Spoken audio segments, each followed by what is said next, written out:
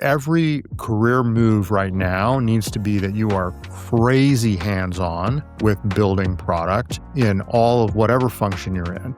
And that hands-on might require a small team, might require zero team, but it's almost not an ivory tower, multi-layer, indirect, you're not engaged, not at pace. That's the thing that's least career additive at this stage.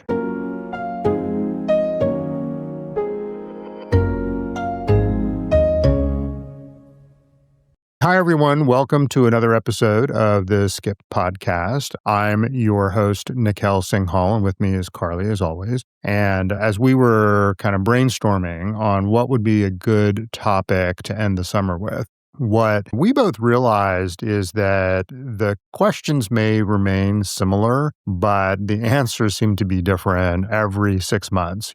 Between the changes in efficiency where companies are becoming a lot less layered, between AI and its impact on our entire sector, between the IPO window starting to now open, but these kind of growth companies that were fueled by cheap interest rates seems to be aging now a couple of years since that moment has happened. Career advice changes pretty rapidly these days. And so what we talk through is maybe every 6 months, we kind of give a weather report. What are the challenges that people are facing when it comes to career? And what is the change, particularly in the advice that we would be giving? And with that, we decided to put together 4 common questions that are coming up more now than ever. A lot of these questions come from either mailbags that are going directly to me, or there are conversations that I have one-on-one, primarily with leaders that are at these critical career injection points.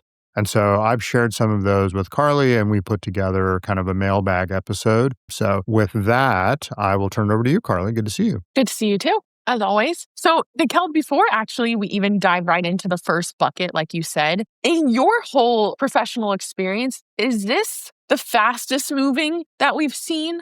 For, like you said, every 6 months, it's probably worth doing this, like a weather report, like you said. Has it always been like this, where things are moving so fast? Or do you think, especially now, because AI is my guess, is almost catalyzing that? Great question. I think if I think about the questions that I'm getting, they're pretty similar to the ones that I receive, kind of year in and year out. But the answers couldn't be more different now than perhaps a year ago and even 6 months ago. And so in that sense, I do think that things are changing. And I think it's mostly AI related. But I also think that it isn't too long ago that we were in COVID. It isn't too long ago that we had a period of 6-7 years where growth was fueled by cheap venture money and low interest rates. And so given that we've seen these eras in the very recent past, and those are like no longer the case with return to office, with higher interest rates, with AI, with new administration, with the IPO window open. I mean, there's so many changes. It's a little bonkers. And, I don't think a lot of people talk about, well, does that mean that the career advice that I thought about a year ago, 2 years ago, 3 years ago, is that all changing? What I assumed was I should definitely not do X or I should definitely do Y. Those definites, those like, what are we tightly held on, even have changed. So it's a good set of topics to think through, like how much things have changed based on some of the factors that I shared. Perfect. Let's dive in. So I'm going to read the mailbag question and then we'll get right into it. So the first one, I'm a director at a FANG company and recruiters keep reaching out about senior IC roles. These used to feel like a step backwards, but now they're positioning them as better opportunities. What's changed?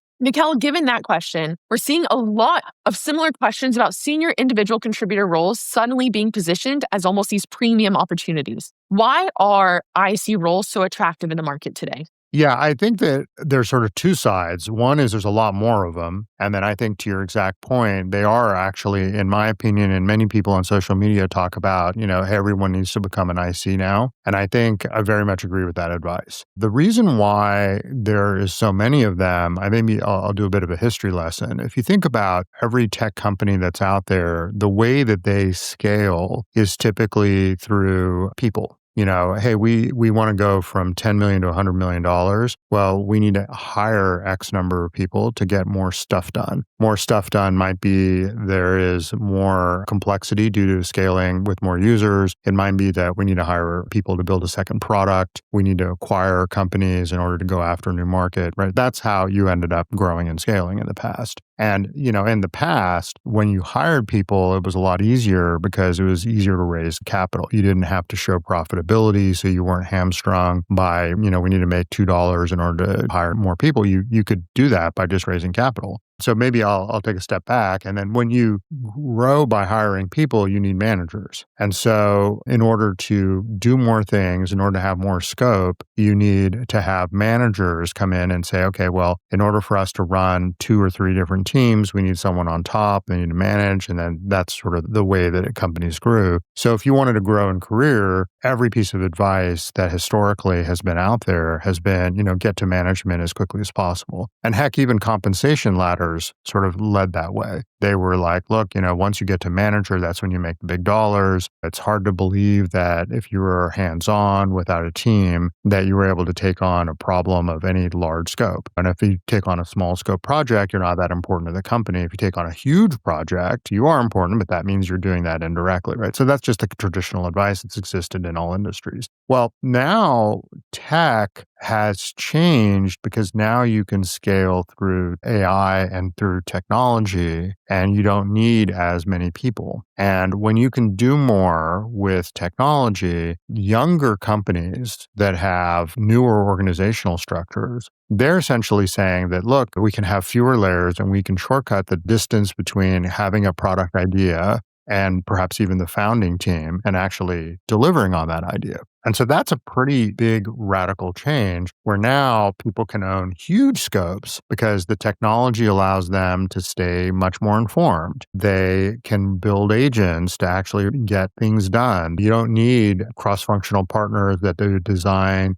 that do data science, that do product research, that do, you don't need all of these little silos. What you can do is do approximation of all these things and make more progress.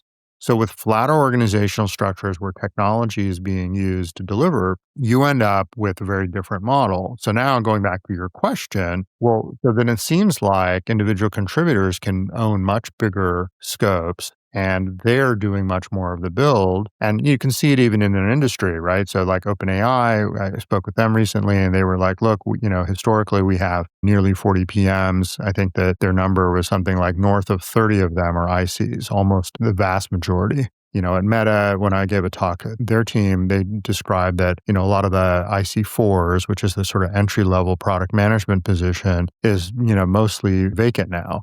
And they're using AI to do the project management as much as possible. So we're starting to see this trend where individual contributors are more common, they're more senior, they can get more done, and there's fewer managers. Absolutely. So, okay, if I just reiterate quickly, just to make sure I have a good understanding, it's almost that because of the nature of AI and what that is able to give us, companies now are able to reach bigger milestones, but reach milestones in a much more efficient way, capital efficient, everything. And because of that, organization structures are now changing. So they're becoming more flat rather than the one that we're used to, which is very, you have the manager is managing a team, all of that. Now it's actually becoming flat. So we're getting more IC. So naturally, that's why these IC roles, they're more common. But tell me a little bit, why are they considered premium? So like, what is someone getting by going into an IC role? What are they probably giving up by leaving a director role at a big 7 company?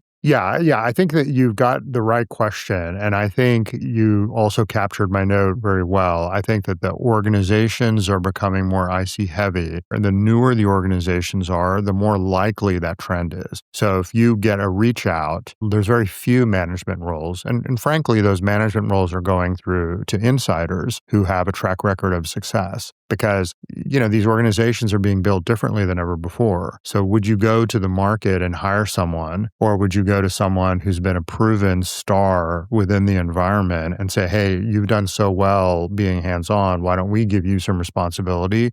Yes, you may not be a so-called expert at management, but you know how things get done here, and we're not sure going to the market we're going to find that expertise. So That's the environment. Now, to your point around like, well, is this a good decision to take one of these roles, especially in this individual's case that's asking the question, look, I've been a manager for many years. I'm only seeing IC roles. Perhaps I understand now why, but is this the right career decision? And I think this is the second big point that I want to make is regardless of the propensity of these roles, and what the weather looks like. The fact is that the way we're building product is going through massive upheaval. I think almost every person listening to this is very well aware of it. And we've noted that that's going to have a big impact on career. Now, if you think about like if the way we build software or hardware is going to be vastly different in the next 2 years than it has been in the last 20, like you could roughly say the way we built stuff looks similar, 15 years ago, 18 years ago now. I mean, that's not 100% true, but it's going to look more similar to each other in the rearview mirror than it will in the next couple of years. Now you ask yourself, like, if everything's changing, how close to the front seat of the bus do you want to be?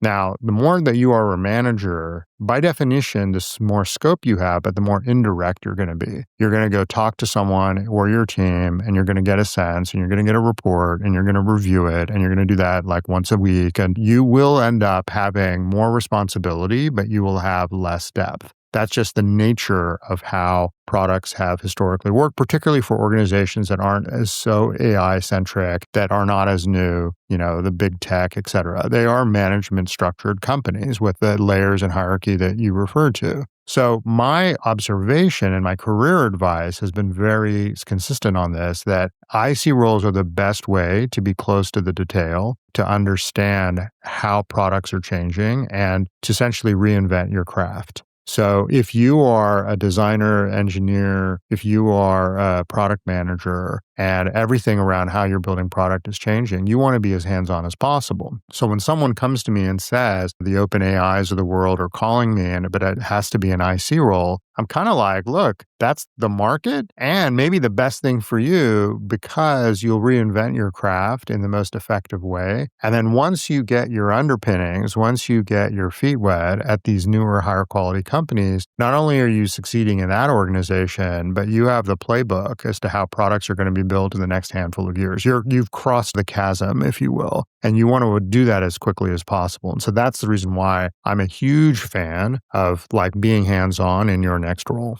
Okay, so given that, you almost see it as an intentional career additive move to say, yes, go take this IC role. What are they giving up by leaving being a manager or a director at a big company? I think you're giving up a fair amount. You're giving up essentially the career journey of the past, which is get to management as soon as possible. They're giving up the advantage of not being as detailed, perhaps shortening their scope. It can be painful to be hands-on. They may see it as, well, this is crazy. These are the people I used to hire. And now I'm kind of like doing that work. It feels like a career step back. It feels like what I used to do 5 years ago. So there's a lot of mental challenge to sort of convincing yourself that this is good in the long term. Now, what you gain is a higher quality company, hypothetically. You gain the ability to kind of reinvent your craft. We've talked about the intellectual game, but emotionally it is, somewhat challenging. And maybe it's worth also pressure testing this point, which is, I think that sometimes we talk about individual contributor, meaning like you manage no one, and management as like you immediately become indirect, go to the back of the bus, and you only work through your team. I think that those are two kind of crazy extremes. Oftentimes, when an individual contributor gets hired into these companies, they're like, oh, by the way, could you look after a couple of people? And so they're not quite ICs. They're, technically they're managing, but they're managing very small teams. And oftentimes these managers, when they're hired, or even in big tech, they're like, you have to be like super in the weeds. You have to be very much in the detail. We need to make sure you have an understanding of every decision that's made. So my broader point, Carly, is that I think every career move right now needs to be that you are crazy hands-on with building product in all of whatever function you're in. And that hands-on might require a small team, might require zero team, but it's almost not an ivory tower, multi-layer, indirect, you're not engaged, not at pace. That's the thing that's least career additive at this stage.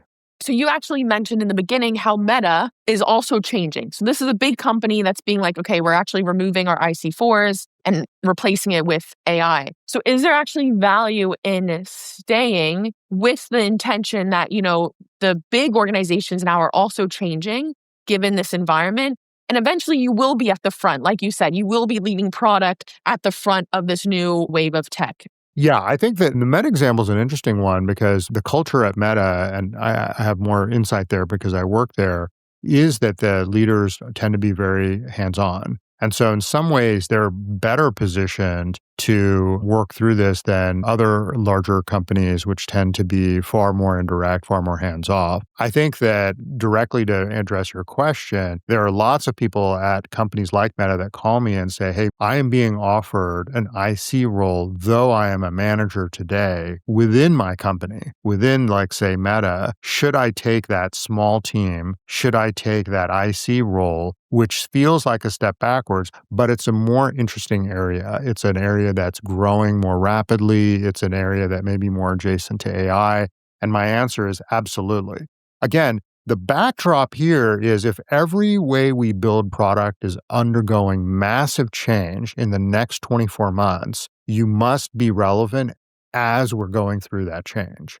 So it's less about think about the best way to manage your comp, think about the best way to think through the speed of management and how fast you get promoted. None of these things really matter if you might be obsolete in 24 months. Because the fear I have is we'll do a few of these episodes and then we'll do an episode in a couple of years. And what will be the episode is, hey, a bunch of people feel like they've succeeded, but they've succeeded in yesterday's version of product. And now they're really struggling because all their peer set that they're actually getting compared against when they interview for a new role truly understand not only how to use the tools, but how to leverage a flat structure, how to be hands-on, how organizations build products today.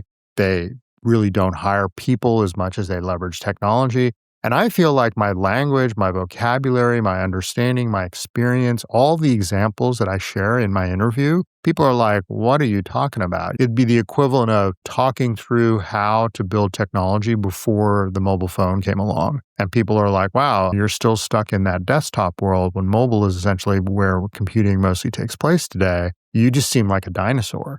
I'm trying to make sure people don't become prehistoric. And that's where this advice comes from. And that's what you should be asking yourself as you're approaching kind of career decisioning now. And that last point, by the way, adds so much color, right? Where it's not necessarily even you have to jump ship to an entire new company and they're offering you an IC role. So it looks so different than what you're doing now. But it's almost these people are coming to you and saying, I could actually become an IC at my current company with a small team, be very, very hands-on compared to what I'm doing now. And you're saying yeah, go for it. Like that is such a valuable career move for you because you're going to learn so much and you're almost moving in the direction of where we're going rather than either staying stagnant or getting left behind. Yeah, and you can even double jump it. You can say, hey, I'm at a management position in my current company. It's large. There's opportunities to be more hands-on at the expense of management. Great, you do that. Then a year goes by, a new hot company comes along and they're like, we're small, we're growing, but we want someone hands-on. And because you're hands-on today, it's not that big of a leap to actually say, yeah, I'm hands-on, I do this today, I can definitely take that. Then you go join that company, the company starts to grow and management opens up and you end up in management. So it's sort of like a theoretical take one step back to get the two steps forward. But not only are you in management at a higher quality company 3 to 5 years from now, but you're really relevant because you're like, yeah, the way I used to build product when I was a manager indirectly at that late stage company is like super different. And I was able to kind of stay up to date and continue to reinvent. You have to reinvent your skill set now more than ever. Okay, let's go on to the next one. And by the way, all of these, just for listeners, all of these really go hand in hand. They're all somewhat related. So the next question is, I've been at Google for about 5 years, currently leading a technical team. I'm progressing well and the work is important, but I'm questioning my long-term path. I'm no longer fixated on titles. I'm more interested in finding fulfilling opportunities. The challenge is that leaving Google means taking a significant pay cut and losing stock compensation. I'm also based outside the typical tech hubs, which might limit opportunities. Should I stay at Google where it's stable but potentially limiting, or take the risk of leaving for something more fulfilling?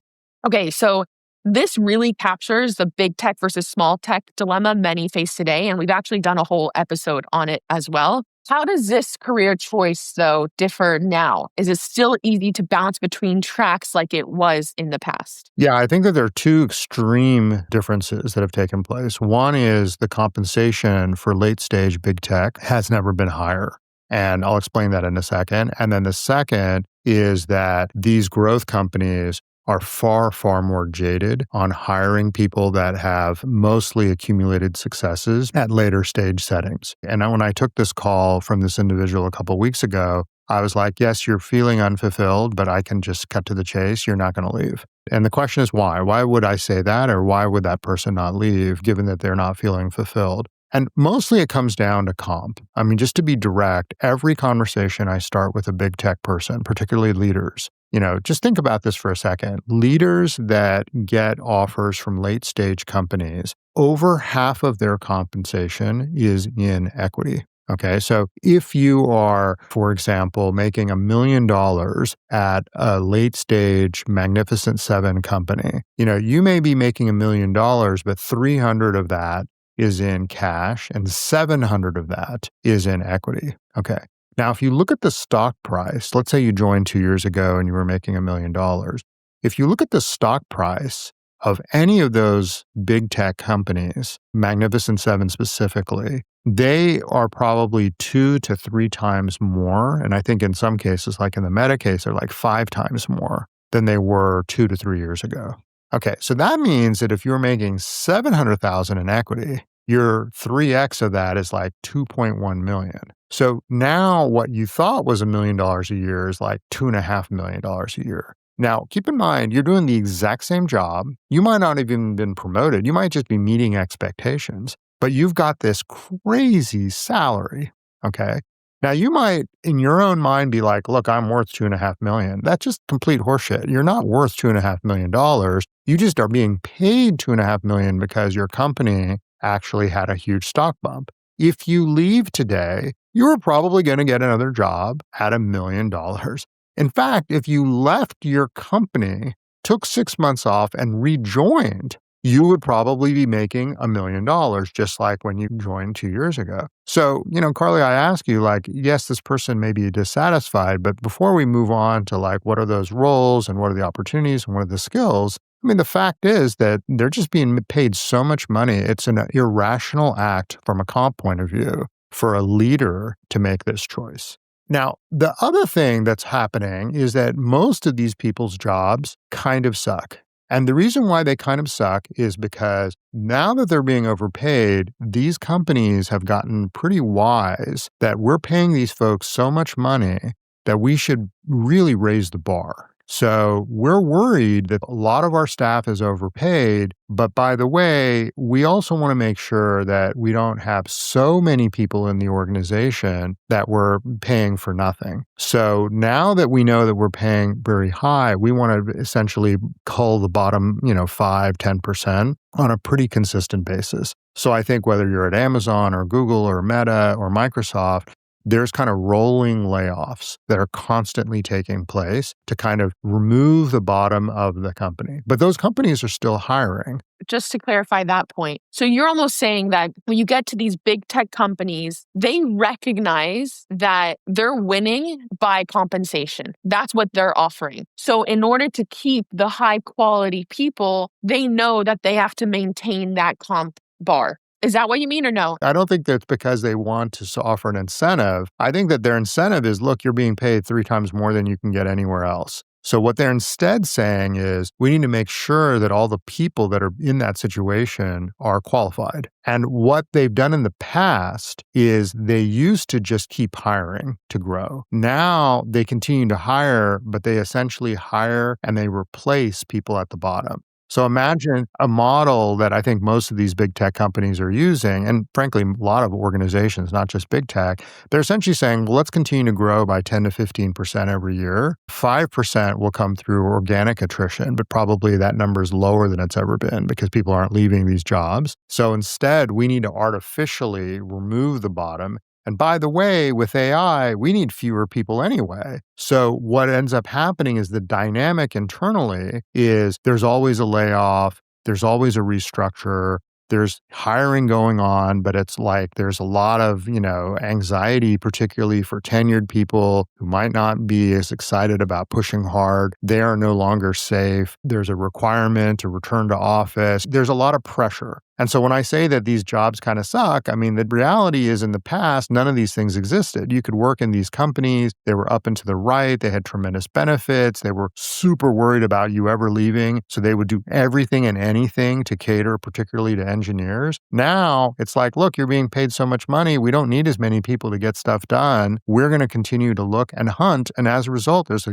low to medium grade anxiety of every big tech employee. If you're a leader, you're managing layoffs. If you're an IC or you're someone who's not a leader, you're always worried that if your performance rating or your manager's a jerk, that you may be on the list. People are on the list. They don't deserve to be on the list. So I take all these calls. That's a real challenge. And then the other flip side of the challenge is that on a day-to-day basis, because these organizations are so large, that has not changed. They have billions of users and they make so much capital that most of your job is not like directly building something for the market. It's through a lot of like coaxing other parts of your organization to get things done, what I call kind of the inside the building problems. And so when you look at all the cool stuff happening on, AI, where people are hands-on, vibe coding, et cetera, and then you go to your 7 back-to-back meetings where 3 of them are describing potential layoffs or restructuring, and you're like, vibe coding? Like, that's the last thing that anyone needs me to do. Then this dude is telling me to be hands-on. I'm like, I'm so wiped by the end of the day to be back-to-back. And on top of that, I feel like the skill I'm building is really negotiating with some other sister team to get something done, which, we probably could build in like a week, but it takes 6 months to get out. So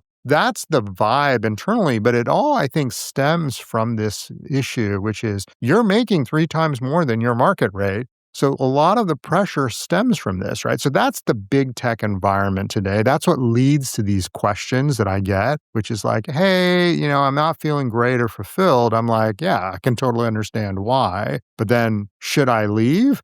I'm like, well, are you really willing to give up that capital?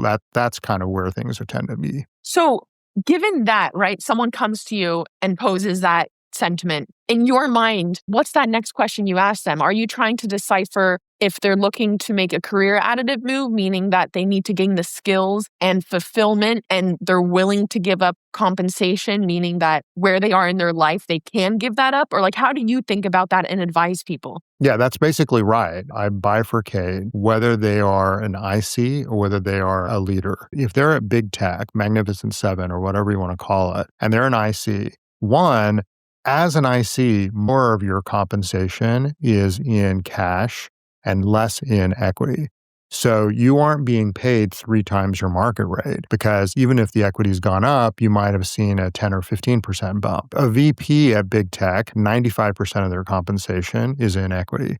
When you then triple that number, the numbers are sort of bonkers. And so one, I would say, if you're an IC, my career advice is going to be different than if you're a manager. When you're a leader and you're making so much, then I think I do talk very openly around, are you really willing to leave a huge dollar figure to invest in the long-term elements of your career where perhaps your next role won't even have liquid comp. It'll be potentially a mid-stage startup. And those are very hard decisions. And so I typically see that most leaders at late stage are going to stay. And then I think that the other piece that I always think about is the market for hiring folks out of late stage. So this is the sort of second piece of this equation. One is I'm being overpaid. 2 is, now that people are building products with fewer people, now that there are fewer layers, there is not a lot of appetite for young, hot, or even really high quality growth companies to go to the Metas and the Googles for talent. That because if you think about it, those folks have mastered, particularly leaders, this inside the building problem. But the inside the building problem doesn't quite exist yet for the organization that is the hot growing company, particularly for companies that are thin and not very layered. So why would you go and hire the director out of Google and say, hey, could you go solve this problem? When the director out of Google day is spent in meetings, managing indirectly, coaxing cross-functional teams, trying to get VPs to align. None of that exists. And in fact, it's getting worse. Most of the folks that went from big tech in the last 8 years to growth companies didn't do great. So there are exceptions, but there are more exceptions than common. So we used to think that, hey, in order to scale, you want people that have seen the movie, you want people that have really understand how to manage people. But as we just established, that isn't necessarily the skill. So a lot of times they came in, they started to build orgs, founders got frustrated. They're like, look, you don't have an opinion, you're not hands-on. So now we're moving away from that archetype. So I think big tech leaders are much more stuck for good reason because of their comp in a career path. So the moment I see people that end up in director and VP roles at big tech, I would say it's rather rare for them to move outside of that and move into this sort of hot AI or growth type setting. Mostly they're going to either stay at their current company or leave Meta, they go to Google. They go to Amazon, they go to Apple. They're not going to move to the hottest thing unless they're earlier in career when it makes more sense. So you raised a really, really important point there. And correct me if I'm wrong in understanding, but you're saying now that startups and maybe even, growth stage companies don't even want big tech leaders anymore, largely because these big tech leaders have excelled at solving problems that these startups aren't facing, right? And there's a misalignment in skills. My next question to you, I have two questions. One is, what are these startups then looking for? What does that persona look like? But then two is these big tech leaders, like you said, it's probably more common to switch to another big tech company. But what advice do you give someone who is like this mailbag question, right? Which they want to find something more fulfilling, but they have this experience as a big tech leader. What can they do to position themselves well in front of a startup? Yeah, I mean, you were incredibly concise with your summary. That's exactly the situation we fall into is they're not wanted is essentially the issue. What a OpenAI or a high quality company like a Stripe and others are looking for are hands-on folks who are able to very quickly understand very complex systems and make changes or build within a environment where you're a lot closer to the customer and you're a lot closer to the product engineering cycle. So ICs, super ICs, sometimes I use that term, that are really, really opinionated on how to build and very familiar with the technology tend to do very, very well. And they tend to be highly sought after. And those folks might be at big tech, but they just aren't leaders at big tech where the sort of process and the model starts to change. So we see lots and lots of people coming in at these super IC levels or at these small team leader levels in these highest quality companies, right? So that's the transition. And then what often happens is that those companies, those high quality companies, look for their leaders from within. That's kind of what happened early days of Google and early days of Meta. The managers that are there all were homegrown. I mean, so many of the leaders at Google and at Meta and others are people that have been there for many, many years. So I wouldn't be surprised, especially when, we're building software differently than we've ever done before, if the leaders of the OpenAIs and others are going to come from people that have had success internally. So you kind of start from the bottom and you work your way up. Now, to answer the question around, well, what's the advice here? The way I frame it is an unnatural act for this individual to make a transition out of the company. Now, doesn't mean it can't be done. There are people, and I'm coaching some leaders right now who are like, look, I think that I either have had enough capital or I feel like I'm mid-career and I'm very nervous that if I have 20 plus years, let's say that they're in their 40s, and they're like, look, I think I like working in tech. I can see myself working until I'm in my 60s. Now, my financial needs are less than they were in the past. So if I'm going to be for the next 20 years working in this industry, you're essentially saying that I'm pigeonholing myself as basically being a late stage leader. And I'm like, correct, because that's what you're qualified for. So they say, well, if that's the case and I want to do this for 20 years, I think maybe leaving and doing something maybe more hands-on, smaller. I was talking to one VP who was even considering doing an IC role in their next position, and they were VP at a big tech company. And the challenge that the companies that they were talking to was hitting was whether they had a big enough problem that was IC in nature. But that individual is like, look, I want to do this for 20 more years, and I just don't see myself being happy at the company of this guy's size for 20 years. But I noted it's an extremely unnatural act to give up an 8-figure salary to go after this long-term career journey. And so most of these folks are sort of like, well, here's what I'll do. I'll hit my number, and then I'll have more freedom to do lots and lots of things where I'm not necessarily tying economic incentive to my career decision. And I'm like, that's a very fine answer. If you can get to your quote unquote number, and we can have a whole episode on whether that's a truth or just a fictitious lie that one tells yourself. But I would just say, if you can get to your number sitting in a later stage company, given how well the market has done for big tech, then you do have a different career decisioning, and you can go found, or you can try something small, or you can, do something very, very different. But again, you may not be perfectly qualified, and you're most likely not going to be the hottest candidate in the hottest company, but you have to make this unnatural act make sense to you. And this is where it kind of feeds into our previous mailbag question, which is the next best move for you may be just going closer to the product, getting your hands dirty, becoming an IC. And then you're probably going to be better suited to go take, a small tech role. Right. And it just comes at a huge comp cost. Okay. And then the other thing I'll say before we go to the next one is what startups look for, you mentioned, is like that super IC. I imagine another persona is almost like an ex-founder, right? Someone who's close to the user, close to the product, hands dirty. Is that another category you would say? Absolutely. Yeah. There was a very big senior executive role at a relatively well-known company, and their profile for their leader, for their head of product, was actually an ex-founder who had had success scaling a company as in growth. They had substituted the person's work at scale with a person who's gone through the founding journey, because the founders felt that they wanted someone who had high empathy for the founding journey, and they were going to release a little bit of the keys to the castle. And so I love the founding journey from a career point of view. And frankly, if you're a leader in big tech, that is available to you. You could always found, because you don't need to ask anyone's permission, and your financial position is strong enough that you could go do that. But founding is an emotional decision, and we can get into that, but that's the distinction here. All right. So the next one is, here's the question. My company is going through a challenging recapitalization, and our funding situation is uncertain.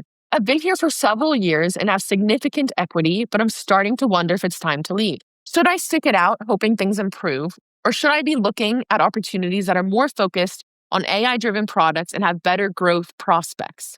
Okay, Nikhyl, you've mentioned taking a lot of calls from leaders at ex-growth companies. Why are people looking to move now, and where are they typically headed? This falls into the same question we've been getting for really since the market's churned. Once COVID, kind of ended 3.5 years ago, maybe at this stage, once people started to return to office, once the markets tended to see the interest rates rise, there were a whole class of company, I call them ex-growth companies, and their growth slowed, or their growth that was being fueled by cheap capital slowed. And in this stage, once the growth of the company slowed, they were no longer hiring. And then leaders that were in those organizations were faced with the dilemma. Do they help manage the company through these tough times and, try to reignite growth, perhaps using new product development, perhaps through acquisition, whatever it might be, convince themselves that this was a temporary moment? Or do they cut bait? And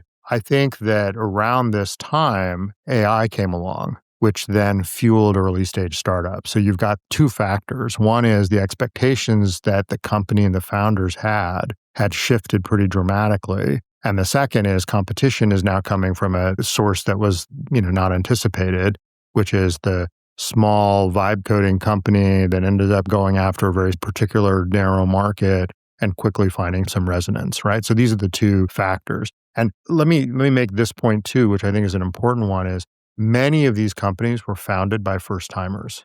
Okay. So you've got these three things happening: X growth, trying to reignite, AI competition, and young founders who were able to raise capital relatively inexpensively and easily without showing a ton of, operational hygiene or market insight. Those three factors are sort of taking place. And now you have a leadership team in every one of these companies. Now, what I had suggested now a couple years back is I'd suggested, hey, I feel pretty strongly that this is probably not going to end well. And I'm worried that we are going to hit an issue. Let's go back to our salary number. I got an offer to make $1 million. And during that time, that $1 million that I got offered, 700,000 was in equity in this company. And unlike the example I used in the Google and the Metas of the world, that's not liquid. That's some percentage of ownership in this company. And they probably joined when the company was doing quite well. Now, of course, the company is not doing as well. Valuations have come down. Maybe the company recapped. Maybe they got additional equity. Now what's happening is they, in the last 6 months, have kind of come to this conclusion that, hey, we've been at this for a while. And the boards themselves have also become a bit impatient because the boards are seeing companies like the Chimes of the world, which did successfully go through this, get out and go public. They've seen the IPO window open. They've seen now younger companies, AI companies, really hit the ground running and crush it. So now they're kind of the opinion that, look, we can see very clearly a bifurcation in the market. You folks are X growth. We're not entirely sure you're going to be able to raise additional capital and get out the door. So in the last 6 months, I've seen a huge number of leaders that are in my group or people that come to me for counsel. They've said, we're out. And not only are we out, we realize that we've been underpaid for the last handful of years. You can imagine if your market rate is $1 million and you're being paid 300 for 2-3 years, you feel like, boy, I really lost my comp. But then on top of that, they're essentially like, look, I want to go to a healthy company with perhaps a much smaller role that I am much more confident is going to grow and effectively hit my market rate. So everyone is swimming upstream. And I think that, my message to people that are here listening to this is if you're in an X growth company, I think if you haven't been able to turn things around in the last couple of years, it's just not happening. And you should be heading for the exits, swimming upstream, or if you're ready, founding. But the last thing you want to do is join a company that has really struggled with growth and hope that it reignites when it hasn't happened up until now. My question for you then is, what is the trap? What do you think we're over-indexing on when we see these companies, right? With a young founder, a big vision, a big fundraise, like there's all this hype. Maybe that's what it is. Maybe it's hype and noise. And it's getting in a direction where it'll probably stagnate and become an X-growth company like we're talking about. Where do you think people go wrong in choosing a company? Well, I think that where people go wrong in staying at the company is actually the real question, right? So like your question, I can kind of tweak it a bit and say that when people call me, or frankly, when I call them, sometimes I just proactively reach out and I'm like, what's going on? Why do people stay? It's not because they haven't considered it. The job is tough. The job is way harder when you're trying to reignite growth than if you're trying to scale existing growth. So, if you're managing layoffs every 6 months and if you're trying to reignite growth and you're working at crazy pace, because none of these companies are lazily trying to figure this out. So, then the question is, okay, let me get this straight. You're underpaid because you're not liquid comp. You're, feeling overworked. You haven't seen a lot of wins. And, the growth is hard. Plus, you're working with a young founder who's probably very scared, who's getting some pressure.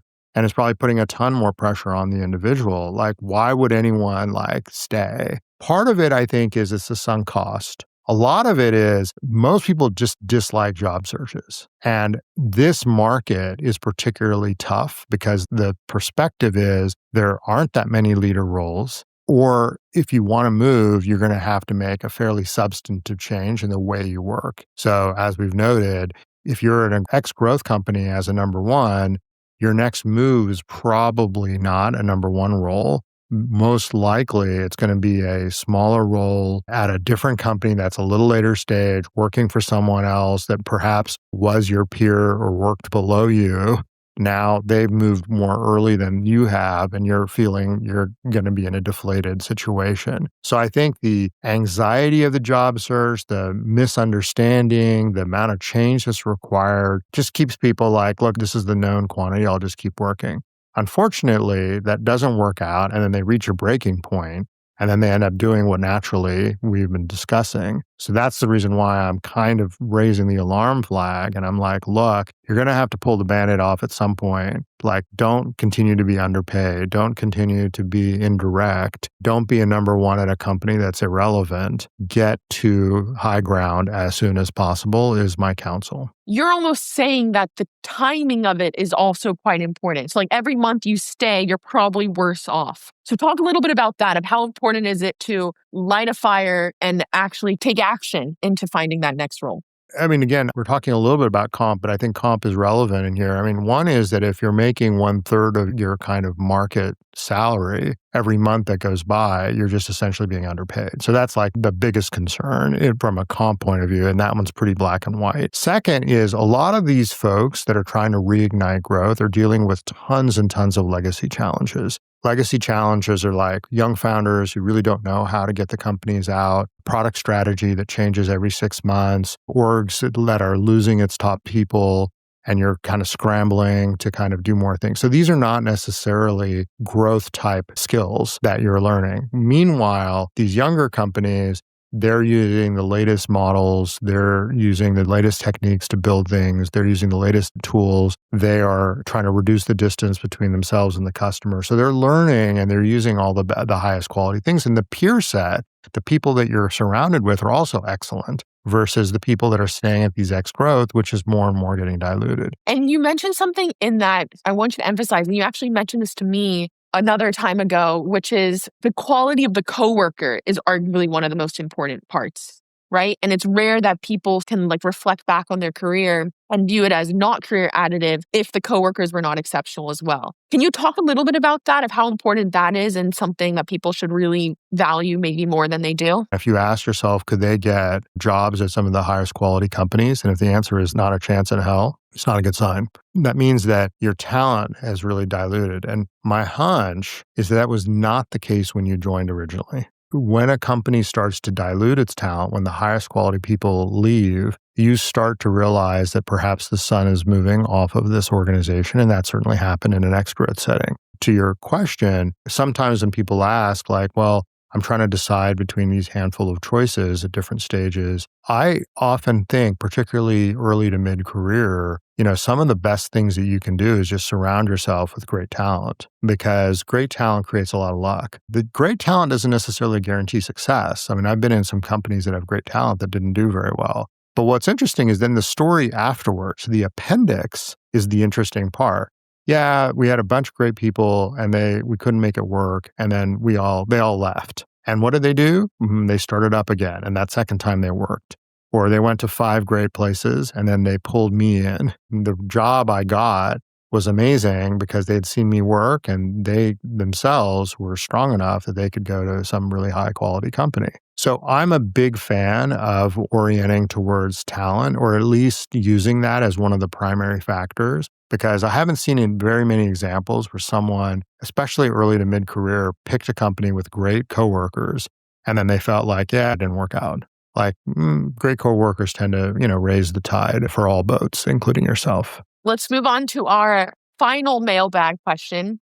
And I think what's great, by the way, is in these first 3, each one offers its own little nuance, right, that we've been able to dive into.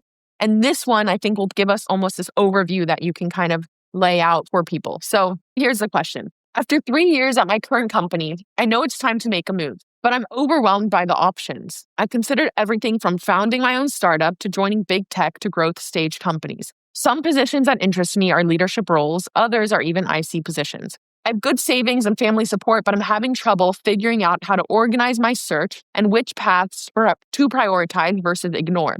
How do I make sense of all these options? So, Nikhyl, when people call you to start a job search, it's often very open-ended like this. How do you help them? How do you start to narrow down where a person should look? Yeah, I mean, I do a couple of calculations. The first we've already alluded to, which is like, hey, what constraints and unnatural acts is this person going to end up facing? So in the big tech example, persons at big tech, they seem to be doing fine.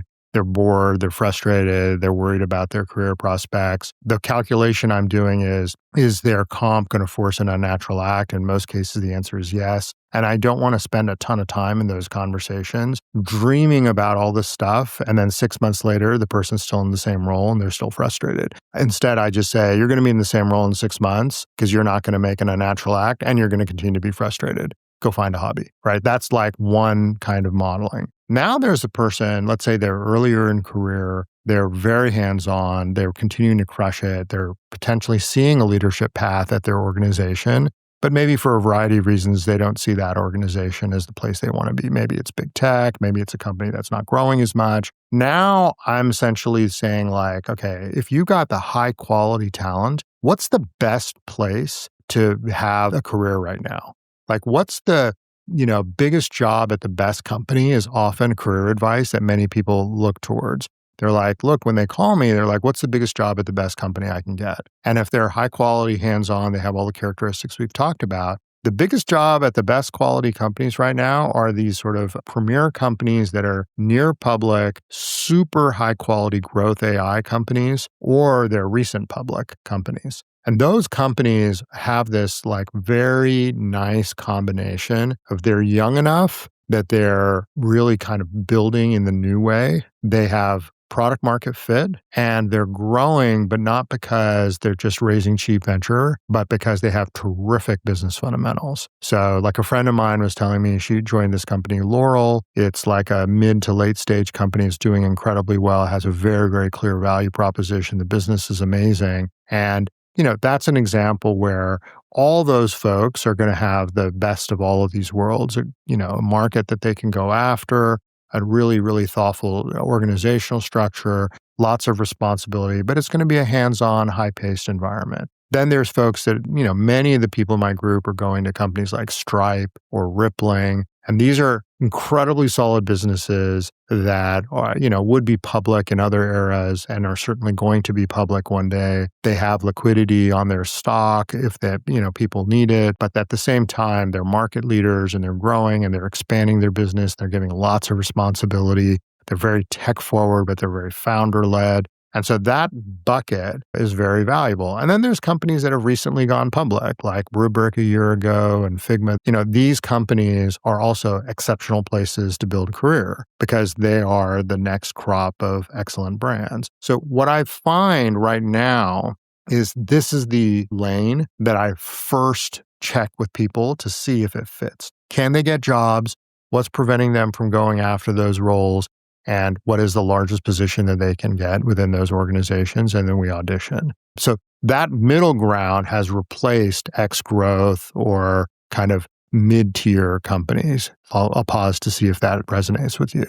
Absolutely. I guess one thing I'm curious about is big picture, what do you think is the biggest problem that people fall into? Like, I'm imagining someone listening to this right now, right? And you can't, unfortunately, you're one person. And so you can only talk to so many people.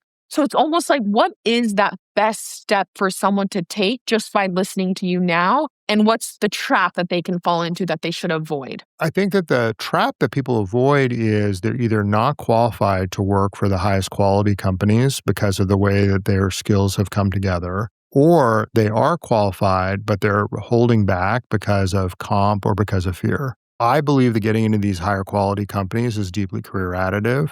And I think that it requires pace and requires skill. And if you are able to manage that pace and you're able to manage that skill, that's the best thing for career. But the things that hold you back are very much the sunk costs, the comp concerns in big tech and others. So it's not like it's radically shocking advice that people are held back because they can't get jobs at the OpenAIs and the Anthropics, as an example, which also fit into this category.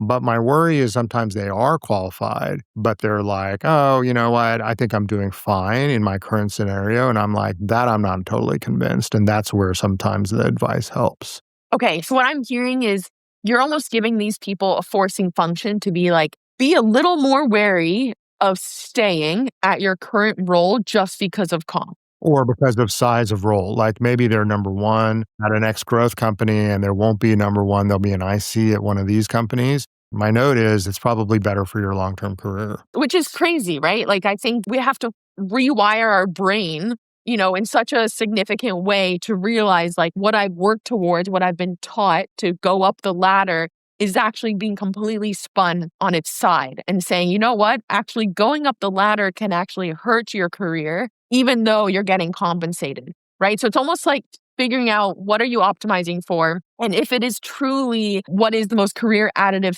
step I can take, then you're saying either get out of there or go closer to the product, be more hands-on, all of that. Yeah, I mean, it's nutty, right? You're essentially saying like, what Nikhyl is suggesting is that I am a super IC at this big tech company, let's say Google, and I've been here for 4 or 5 years, and I'm about at the precipice of being able to move into management. And so my entire time I'm spending working with my manager on my promo packet. And what he's essentially saying is the moment I become a manager at this company, my next job is almost guaranteed to look much closer to that job, meaning another manager position in a different part of Google or going to Meta. Having said that, if I instead leave now, go join and be a number 2 or a number 3 at a company like Rippling or Laurel or Stripe or OpenAI, work 20% harder and probably make less liquid money, meaning I have to take a third of my money off because I can't trade the stock, that is the best thing for my career. Because what's going to end up happening is I'll learn how to build product in this new way. I'll focus on outside, not inside the building problems. I'll be surrounded with really high quality people that are relatively early and growing in their career. And the job after that will be a leadership position, perhaps in these new, much higher quality companies, which I cannot get if I end up being promoted once or twice at my current company. That advice has never been the case. We have never been in that mode. And yet now we're saying, yes, you might have to take 2 steps backwards in order to go 4 steps forward. And that is really hard advice to take. And I have a lot of empathy. It's easy for me to give. It's hard for me to sort of execute on, but that's what's really holding people back. Okay, let's continue. Let's continue on that thread. So in this mailbag, they actually even mentioned founding. So I don't want to even spend so much time on that decision, but what comes into your mind or what advice do you give when that's even floated in someone's mind? 2 sides of the coin. I mean, one is that I think founding, as we've kind of signaled a little bit in this episode, is very career additive if it's the right thing for you. In some ways, it's relatively little downside. If you're high quality and you found and you're excited and connected with it, and we've just talked about before, it's an emotional more than a pragmatic decision. And the more senior you are, the harder it is to take that leap of faith because what you're giving up is pretty solid. I mean, the opportunity cost, if you can make $1 million a year from big tech, is obviously high. But I think that founding gives you the ultimate hands-on, gives you the ultimate way to use all the latest ways of building product and, checking with go-to-market and all that great stuff. It ideally allows you to find a pretty high quality talent pool and keeps you extremely relevant for the future. And oftentimes, I think what's going to happen is good teams that have been assembled, even if they can't find product market fit, will get acqui-hired as that's becoming more and more common as we find less regulation on that and more, creative ways to make that happen. So people can get acqui-hired in the future. And on top of that, a lot of ex-founders are going to end up in really nice positions because people are going to say, if you've been a founder, you maybe are a good example of someone that can be a leader. I was talking to someone recently who found their way into a very high quality company and they were the second product manager and they were through an acquisition. The company bought their company to bring that team on board. And so my note is that that's a great path forward. So I just feel it's an emotional decision that you'd have to be ready for. But there's like 100 people, roughly speaking, in our Skip community.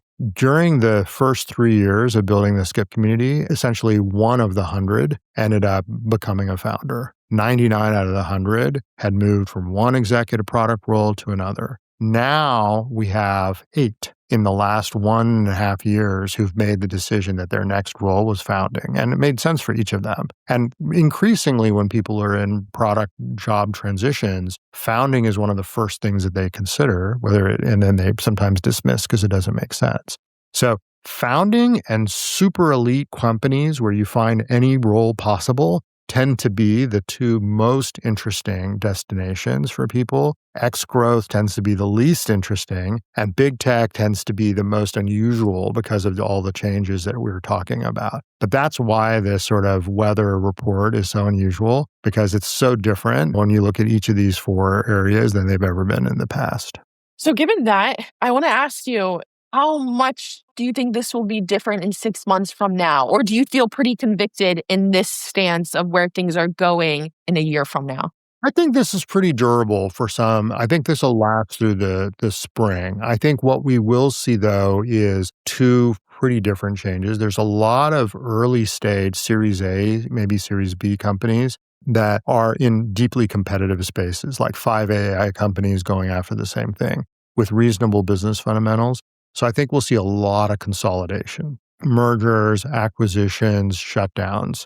So I think we will see some interesting things where the number of these excellent companies will grow because it's been about 2 years where AI has been a thing. And I think more and more of the laurels of the world will appear. So I think there'll be more elite companies to join, which will be great. I think there will be more consolidation in that sort of founding type stages. I think founders will hit the market more because of that. And so there'll be a little bit of competition where, they chose a founder to take that position. And I think big tech will continue to do fabulous. And so the compensation that they're being paid will even become more extreme. But the stress at big tech will go even higher up. And so I think that, we'll see more pay for more stress at the high end. We'll see founding continue to be lucrative, and then that middle elite tier will continue to balloon. So I think that the advice will then roughly stay the same. It will just be the volumes will be different. Okay, I feel like we covered so much in this one that I'm really excited to see, because I feel like all the questions that can come from this in terms of even our next mailbag could be quite a lot. Is there anything else that we missed or that you want to cover that we didn't? Well, probably the only thing I would just say, and I haven't been very public about this, but I do want to be able to connect more with folks. And these mailbag questions, in this example, often comes from people that either email me or do one-on-ones with me. But I've launched an AI that allows me to sort of more efficiently scale these kind of career questions. So if you go to Nikhyl.ai, so Nikhyl.ai,